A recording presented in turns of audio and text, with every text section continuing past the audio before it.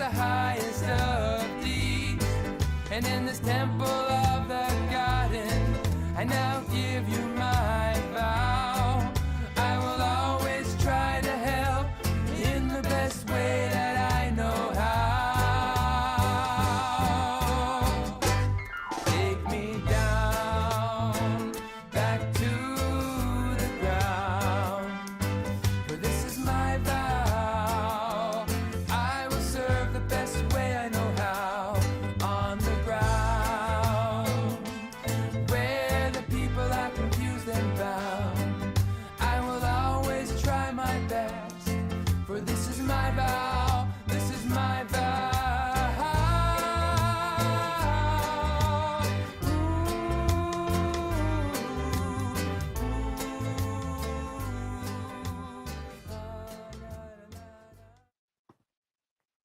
Hello, lovely people. It is a beautiful day here at the meeting place of heaven and earth. I am so glad to be here with you and to share these great teachings from the Holy Megillah. God and Goddess, I thank you so much for this beautiful day, for the sunshine and all of the birds. Thank you for the blessings that you continue to bestow upon us and the doors that you open for us. Thanks for your hand of guidance as we walk in this contested world. Help us to stay centered and plant seeds of peace and love wherever we go. Help everybody that is suffering out there to find happiness in life, in joy in the little things. Help them to see that they can choose happiness and be happy here and now. Help us to fight off those demons that are always trying to get us down. Thank you so much again for the gift of life and the ability to try again when we fail. Thank you so much for your forgiveness and love. Thank you for wanting us to succeed and to come home to you and become the best versions of ourselves possible. Thank you so much that you are not angry and jealous and vengeful. Thank you so much that you do not require blood sacrifice in order to forgive us. Thank you so much for loving us just because we are your children, and all of the great insight that we are about to receive. Help us to incorporate it and to learn great things. In the name of Elohim, I pray. Amen. The noontime peace contemplation today. It is Heritage Day. I love Heritage Day. Not that I don't love the other days, but I love thinking about the future and what things that I will pass on to my children. So this is great. Our God and Goddess, immanent and transcendent, send to all your angel of peace. May wisdom guide us as we accept or reject things from the past. May your angel of wisdom bless all that we pass on to the future. So important. I mean, look at all the seeds that we are planting in our world today in general. Unfortunately, a lot of them are violent seeds that are going to have violent consequences, but we get to be the hands and feet of mercy that plant seeds of peace and love wherever we go. And yeah, it can be really hard, especially when we start dealing with people and their angry energy can just make us feel off-centered, right? But that's kind of where being centered and being at peace inside comes into handy, because it's like you're centered, and no matter what waves, angry people, upset, frazzled people come and try to rock your boat, it's like, I'm not bothered by that. Please stop doing that. Let's get you to stop, but it's not going to cause me to, react or attack them or put out any negative energy toward them. Hey Dave, how's it going? Woo, cool song, Blair. Yes, the opening song was by Blair Francis, and you can actually check it out on Blair has his own music stuff on YouTube and I'm sure Spotify. But the songs that I play usually are from the Essene Church website in the music tab. You can listen to all of those songs, including all the ones that Blair has written for the Essene Church, which is really awesome. I love the fact that we have praise and worship music, what I would consider, that is incorporating in the Megillah teachings, and even talking about, the Great Revelation and how some of Blair's songs go into very fine detail about the story of existence and all that. I love it. So super cool. David David D, how's it going? God and Goddess, please help us stay focused on what we need to do to create a golden age. Amen. Powerful prayer, Dave says. We actually had last night a Nasarean prayer group. Sister Jennifer started to host these on Wednesday nights at 5 p.m. And it's been really, really nice to just have some intentional time where we get not only to meet each other and get to know each other, but also share our prayers, share our prayer requests, and really have that unity that comes when, two or three are gathered in unity. That strength really comes from that. So it's really cool. Next Wednesday at 5 p.m. PST, Mount Shasta time. If you're interested in joining, I would love for you to. But without further ado, let's get into the reading for today from the Holy Megillah, the Nasarean Bible of the Essene Way, translated by Dave Greenleaf and available at essene.org. So excited that the 2026 version is going to be coming out soon. And yeah, getting to help with different aspects of that. I'm really honored to be able to share the teachings of Lord and Lady Christ that will change the world. Chapter 29, the 49-day fast of Yahshua with answers for the lions of his presence. In this chapter includes the 3 tempters of Lucifer. Yahshua sat atop a mount beneath a tall tree. He released himself in love and performed no mental calculations. No planning, naught but deep submersion in love did he perform. Behold, the way of the Christ is love in action. But even the Christ will know the joy of Sabbath rest when timely. In that Sabbath rest is submersion in love for a time of non-activity. It matters not the length of time of Sabbath rest, but that it be timely. It matters not the day of week, but that it be timeless. It is not instead of a normal once a week Sabbath day every 7th day. Neither is it the same as a once a week Sabbath day needing only to be timely. And timeliness is according to appropriateness. Behold, the non-activity of the rest is relative, not absolute. One may chop wood and build a fire, but should be by oneself, preferably in nature, in utter simplicity of activity. Work is kept to the bare essentials of bodily survival. The purpose of this rest is to permit the mind to detach its attention from even the things that naturally and rightfully occupy it on a typical day.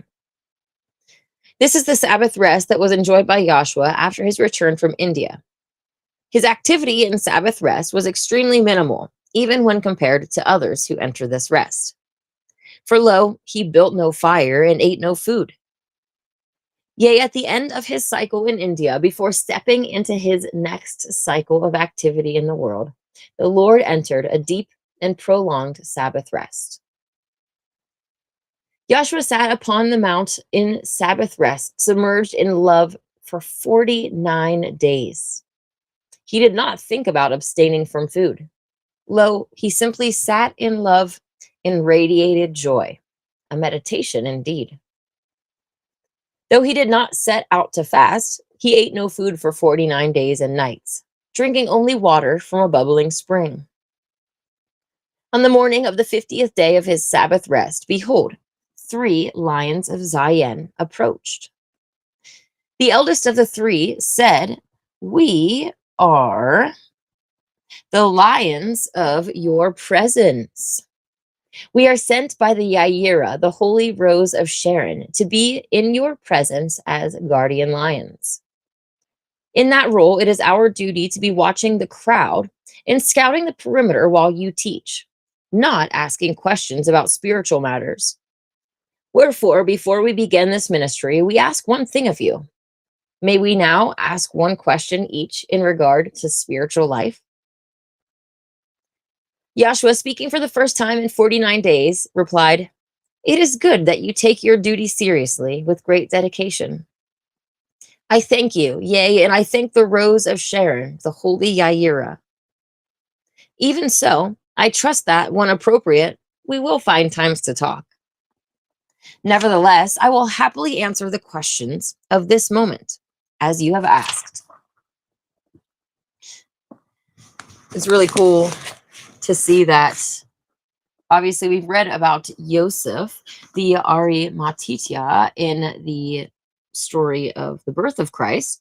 We haven't met the other two yet, Yehuda and Philip Horselover. So cool how Yehuda is the greatest Nasarean martial artist in physical combat since Samson. And yeah, so we're going to learn about these three more in the chapters to come, but they are the gentlemen who came up upon Christ after he was fasting. The youngest lion asked, "Why is the sexual urge so strong within me, though I have chosen celibacy?" Yahshua replied, "The universe is very sexual. For lo, sexual energy is the fire of creation. Were the universe not sexual, you would not exist. Give thanks for sexual energy. Even so, the sexual fire is fire, and fire can get out of control and burn a village. Wherefore, some choose to guard against misuse of sexual energy by embracing celibacy. For some, that path is appropriate. For most, it is not. Whether or not that path is appropriate for you, only you can decide. Let no one compel another to take a vow of celibacy. And know this, what might be right for you at one point in life may be wrong at another point. You are free to change your mind any time.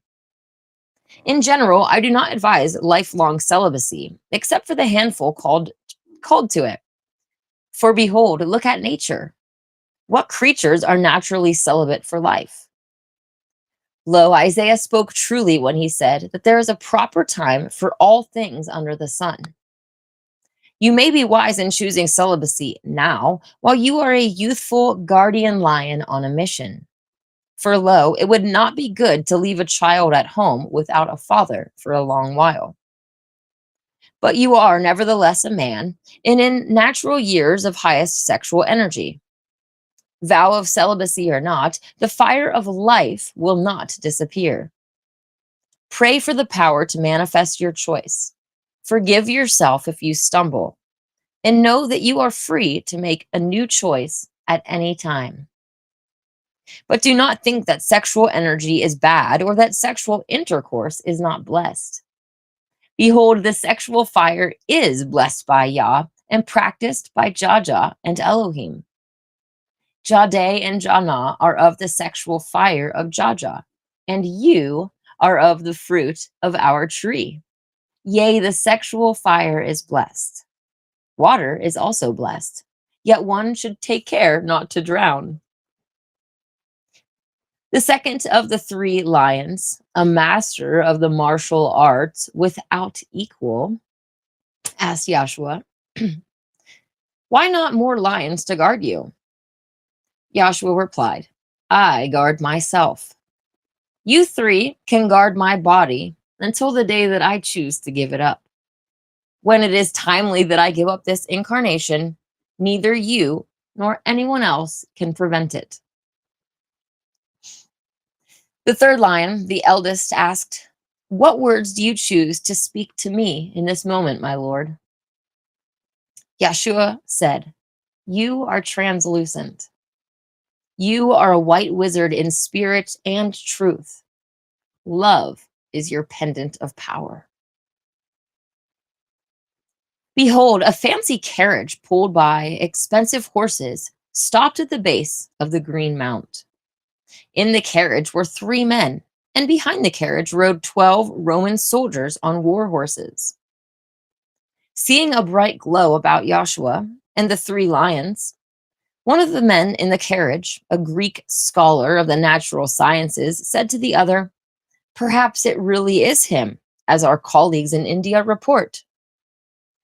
One of the 2 other men, a rich businessman from Rome, replied, "Our spies know that Jade entered this world in human flesh, but we know not his human identity or whereabouts." The third man, a dark-robed priest, said, "Our spies in India were quite certain. And seeing the natural glow about him, I suspect that they are correct. But in this world, his body is mortal. If we can't make a deal with him, he must die. For our orders are to prevent him from accomplishing whatever mission he may have come to perform. Best if we can corrupt him, but if not, we will kill his body." Remember the story of Samson as well, and he's like, why didn't they just kill me? And he's told that you're more of a feast to them as a Nasarean because they feast when we stumble. So you being of such a high bloodline and this great position, you stumbling is even more of a stumble than others. Even more of a feast for them. The three men climbed up to the top of the green mount to meet Yahshua. Behold, where their feet trod, green grass turned yellow, and the living creatures of the mount began to flee. But Yahshua and the 3 lions of Zion did not flee. And when the 3 men with their mounted soldiers following reached Yahshua, the priest spoke, first saying, "We have been following the trail of a Nasarean from India to this spot. We have cause to believe that you are our man. This man we follow committed the crime of kidnapping. Yea, he and his accomplice, also a Nasarean, stole a woman from a funeral party and broke other laws. This man will likely be put to death. However, we also have reports from India that the followers of this man believe him to be Jade, come in the flesh of man. If this man is not Jade, we will take him to stand trial. But if he truly is Jade, we will offer him a deal. This deal would be very much to his personal advantage. For lo, with our help, he can overthrow the dominion of Jaja and reign supreme. We ask only that certain star systems be given to us to rule as we wish.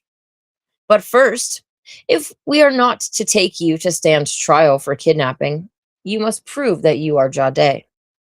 Wherefore, if you be him, perform a miracle as proof." Then the foul priest pointed to a nearby cliff and said, "Jump off that high cliff. Lo, that would kill a normal man, but if you are Jade, you can do it. Yea, do that, and we can make you an offer that only a fool would turn down." Yahshua replied, "If I am Jade, you are trying to tempt the Lord Christ. Do you really think that the Lord would deal with Satan's whelp?" The second of the foul men, the rich businessman, who was a dark wizard of the order of parasites, added, "If you are Jade, come in flesh, you are subject to the same desires of the flesh as any man. Yea, you share the same hunger for food, women, and power that drives me. And the chief of those desires is power. Lo, Jade obviously loves power. Shit, nobody desires power more than Jaja and Elohim. Just look at how they lord it over everyone. They claim dominion over the entire goddamn mother ovum. I say, good, because by this they show that they have right desire for power. Yea, it shows that they are not so different from we Luciferians, and that there is hope for their eventual salvation in Satan. Understand Satanism. If some god can claim dominion over the whole damn universe, so can I. And I do. As does the rest of my clan, which you call parasites. But hell, I'm also a reasonable man. I band together with birds of my feather, not because I like them or agree on everything, but because together we make a formidable army. And it is only with an army that real power can be taken. And that can only happen with cooperation, bargaining, and deal making. And so parasites have grown in wisdom. We understand how to cooperate and share the wealth of the kill. Together we invade, infest, and devour planet after planet. Jaja may control more territory, but we control the parts we most desire. And according to the prophecies of Lucifer, we will one day destroy the heavens, even those we cannot enter. Lo, those heavens will cease to exist, for every exalted being will fall by power of our temptations. For lo, though we cannot enter the high heavens, the beings of the high heavens can enter our worlds. And even though they enter our worlds on missions of mercy, once here, they are subject to our temptations. Not all that come find salvation in Satan, but some do. And we pray, yes, we affirm with dark incantations that all cherubim will eventually fall. Every heaven will simply be gone, their populations fallen into Satan. If you are Jade, imagine what a prize your fall would be in the eyes of all parasites and the dark lord that we serve. But think not that I am stupid. I know that you, if you truly are Jade, cannot be easily enticed. I know that the price must be high to entice you. Even so, I know that while you are in flesh of man, you are vulnerable. Even now, you might fall. But know this, when Jade falls, he will rise again in the power and glory of Satan. And the prize I offer will greatly tempt you, for I offer power more delicious than the power you enjoy now. But first, you must prove that you are Jade. Wherefore I say, if you are Jade, come in flesh of man, prove it by wizardry. For if you are Jade, you are the Lord Wizard, though of the wrong robe. Turn stones into bread and feed the poor. You supposedly have that power and give a shit about the poor. Feed them, then the stupid people will obey your every command. Then you can uphold your end of the bargain we make. For lo, he who controls the food supply controls the people. And him I can bargain with to mutual advantage. After all, I am in fact a businessman, and a good businessman knows that a good deal is one that benefits both parties. Let's cut a deal. I say to you, let us have this planet. It is already mostly under our control anyways, and we will leave some other planet alone to satisfy your ethical concerns. Does not your Father in heaven most high empower you to cut deals? After all, you are supposedly his representative in the mother ovum. Lucifer is willing to bargain.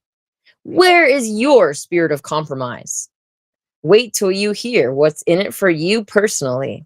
You will salivate like a parasite stalking a meal. But first, turn a stone into bread for me, a gift of food for your new best friend. By this act, you will declare your willingness to negotiate. Yahshua replied, your temptations are beneath me. Your reasoning is fundamentally flawed. Love is the all-attractive force and reigns supreme as the highest power without having to think about it. Love does not fall when one falls out of love. Rather, love is the heaven that you propose would cease to exist. There you have the only bread I will give you, the bread of the truth of love. The third, foul man, the natural scientist from Greece, said, eventually, people will take our mark. We will win this planet. We took your solar regions by surprise when we attacked so early. We caught them praying instead of preparing for war. We are too damn cunning for you pacifists. This world is almost beyond your reach, even now. Soon it will be entirely out of your reach. You have lost worlds to us before, and you can read the signs. You are not a fool. Why not cut a deal? Things would be so much easier for all concerned if you would simply negotiate. It would save both sides countless resources. Lo, I study the natural world, the soil, the plants, the animals, but my scholarship is not benevolent. I study the natural world so that I may better exploit and extract its natural resources. I freely admit the truth. Behold, a true parasite stands before you. If you are truly Jade, I can convince you through truthful negotiations that it is in your best interest to negotiate a settlement. I have no need to lie in the manner of my companions, the priest and the businessman. Truth is brutal and is on my side, the side of scholarship. Behold, scholars have not discovered any love that can be proven to exist and can be used to increase profit and power. I will not ask you to prove that you are Jade. I will show you the truth as only a scholar can. All you need to do is truly enter negotiations with an openness to compromise. Compromise is the key to cooperation. Yahshua replied, I see through the masks that the three of you wear. Then behold, the three foul men became one three-headed beast, their masks having disappeared. I did a little research on three-headed beasts and found the Cerberus was an interesting result. On one forehead, on the forehead of one of the is the name Dark Religion. On the forehead of the second head of the three-headed beast is the name Dark Commerce. And on the third head is the name Dark Science. Behold, the beast moved to attack Yahshua, but the three lions of Zion intervened. As the two youngest lions deflected the blow of the beast, the eldest lion chanted ancient words of the cherubim. Hearing the words, the beast lost its power and became again the three men. The men, before fleeing in their carriage, ordered the soldiers to attack the lions. As the carriage fled, the 12 Roman soldiers on war horses charged the Nasarean lions of Zion. Yahshua and the lions of his presence used Zion to defeat the 12 soldiers in hand-to-hand combat. Once disarmed by the Nasarean martial artists, the soldiers fled on their horses. Yahshua smiled at the three lions, saying, The rose of Sharon chose well her lions.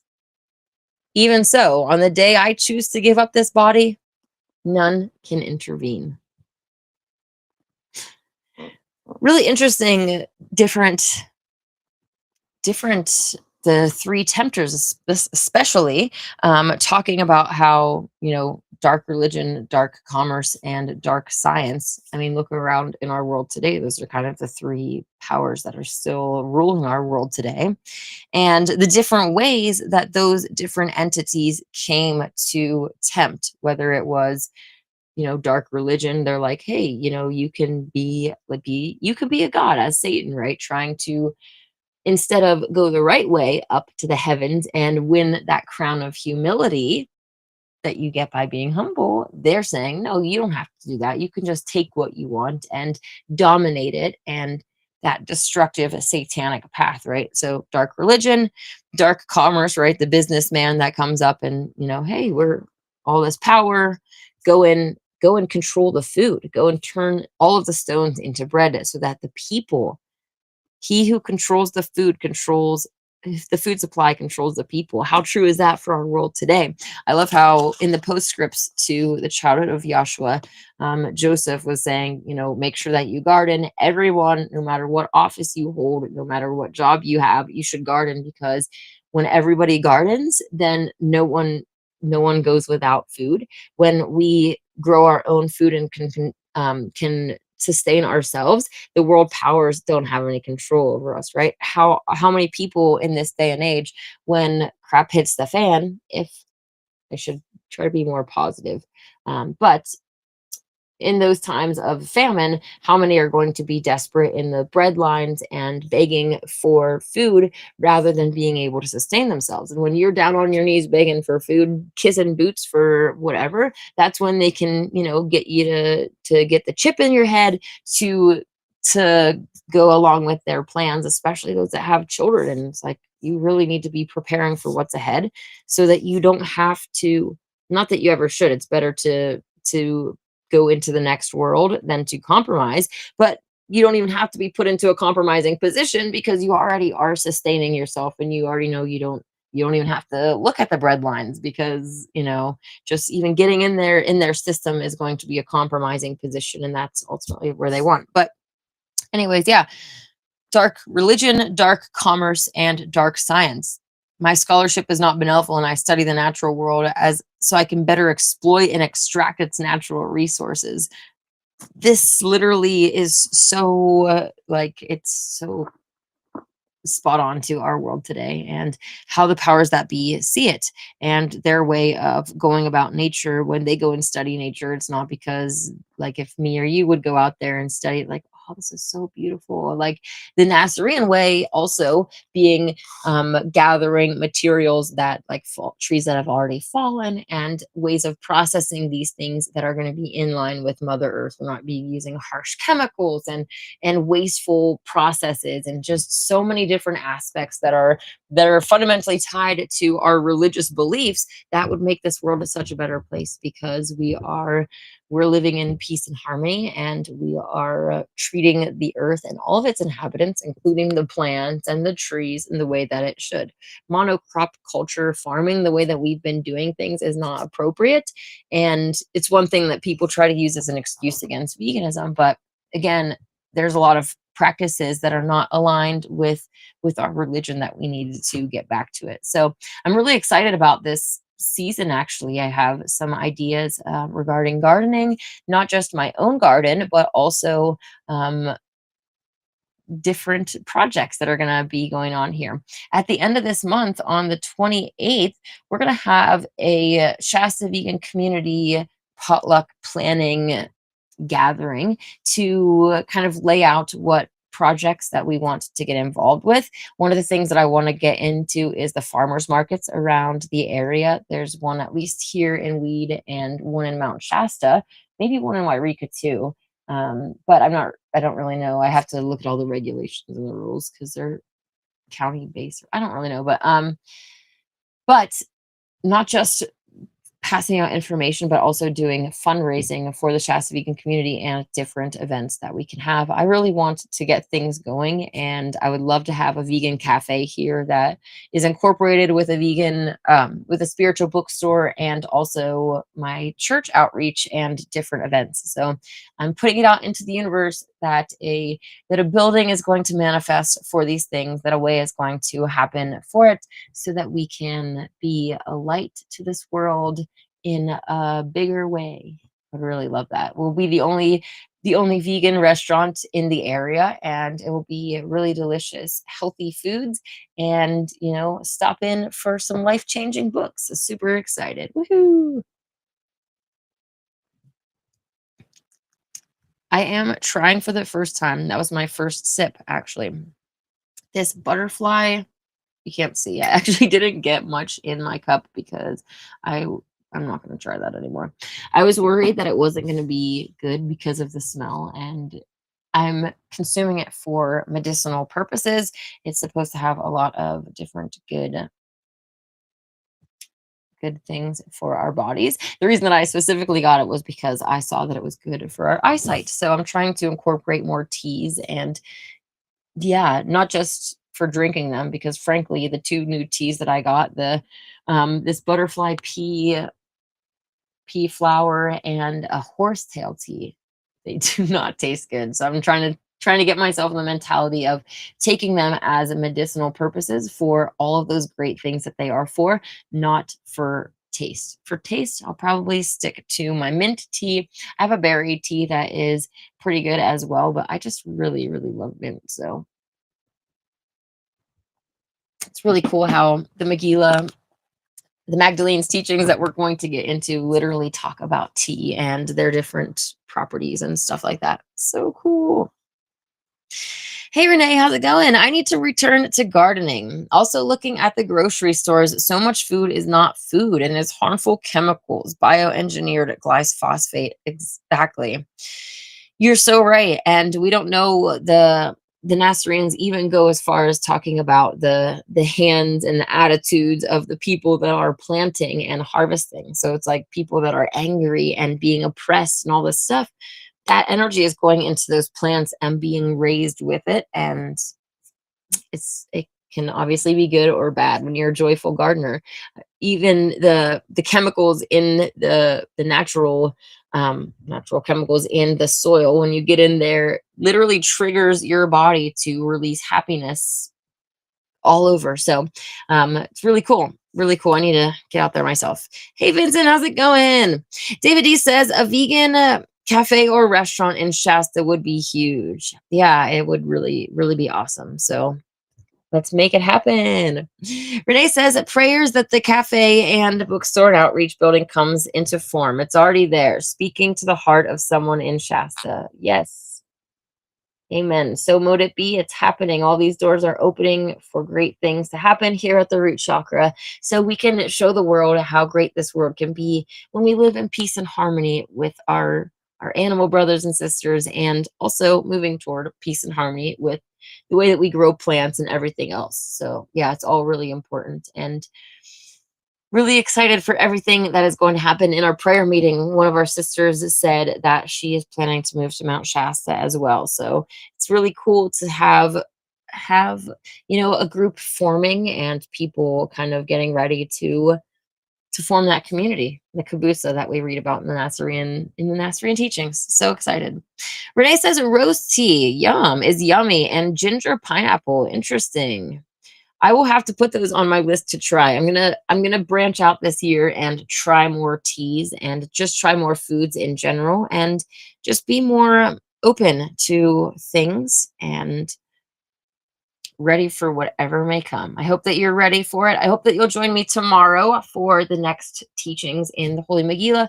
I'm pretty sure that the next part is Miriam's teachings in Ethiopia. If you remember, we just read about Yahshua's teachings when he was in India. And so let me just double check before I tell you, but yeah, Miriam's time in Ethiopia. It's going to be full of little fables and stories because, as you may know, women back then were not allowed, well, even still today in some areas, women were not allowed to teach or be preachers, be part of the priesthood, at least outside of the Nazarenes. The Nazarenes saw both male and female as equal, and will put Yair or Yaira being the person that is most deserving. It doesn't matter what sex they are.